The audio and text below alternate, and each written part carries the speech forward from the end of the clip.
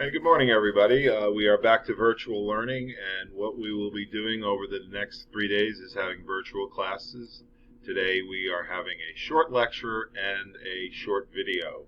This screencast should be no more than 5 minutes. So I want to show you a little bit about what the life was like in the Soviet Union from 1923 till about 1985. And I'm going to use the quote from Vladimir Lenin's large work, The State and Revolution, and use his words to tell you what his goal for the Soviet Union was. As long as the state exists, there is no freedom. When there is freedom, there will be no state. Lenin promised the people in the Bolshevik Revolution peace, land, and bread, and then once he had power, this is what he said instead.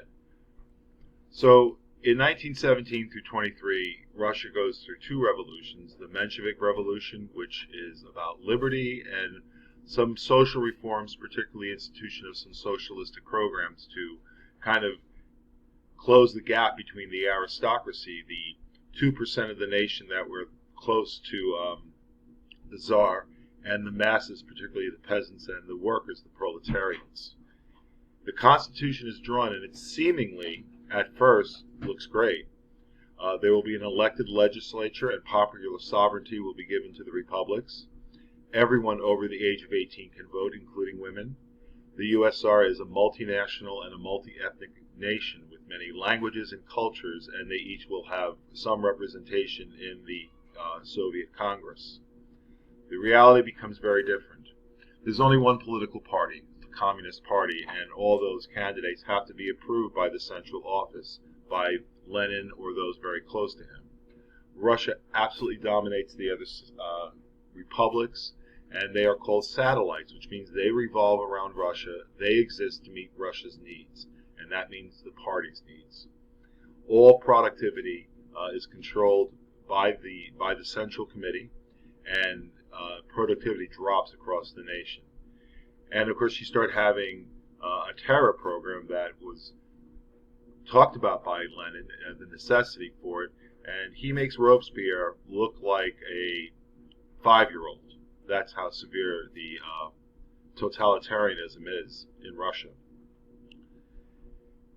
There's real problems in the early 1920s, and Lenin does change gears for a short term to stimulate the economy and allows some businesses to have elements of private ownership, and some of the farms, the kolaks, they are allowed to produce their own crops and have some choice.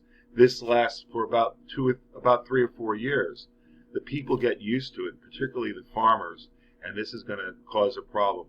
This was not ever meant by Lenin to be a long-term solution, but a short-term solution to get the economy moving again and then put it firmly back in state control, which he does in 1928. So I guess the question is, how does Lenin's statement differ from the ideals that we've used in this course of natural rights, the English Bill of Rights, the U.S. Constitution, and from the French Revolution, the Declaration of Rights of Man? How does his vision for this role of the state and the people differ from what we're used to? The farmers protest when Lenin seizes back the farms. Again, they had gotten used to having some independence, so Lenin purposely causes famine in the republics of the Ukraine and in Kazakhstan. It's called the Holodomor, and millions of people die of starvation and disease. All the seed was confiscated by the central government, and the farmers had nothing to plant crops with, and then they were sectioned off by the military and cordoned off and left basically to starve, or were sent to Siberia for long-term imprisonment. This is a statue that is in the Ukraine that commemorates the millions of victims of the Holodomor, and the most, of course, were children, who are always the most vulnerable in times of repression. This is a large factor in why the Ukraine and Russia today, even though things have changed in many ways, why they have such hostility between them. The people of Ukraine never forgot this. After Lenin dies, Stalin becomes the successor of the Russian Revolution, and he becomes, in many ways, one of the worst tyrants ever to walk the planet. He is the one who fully institutes the Red Terror, quick example, between 1930 and 1936, 95% of the military officers who control the army, and especially senior officers, are murdered by Stalin. He will have no one who can be his rival.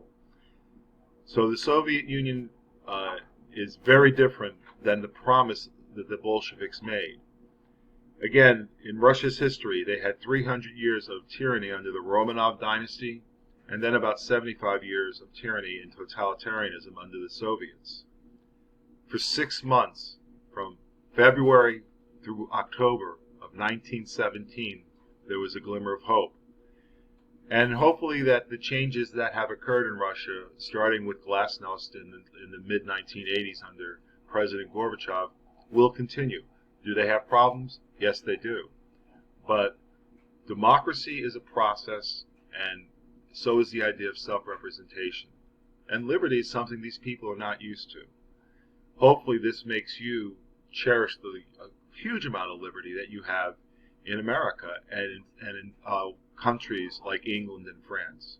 And it's something that we always must guard about that. And remember that the state exists for the people, not the people existing for the state.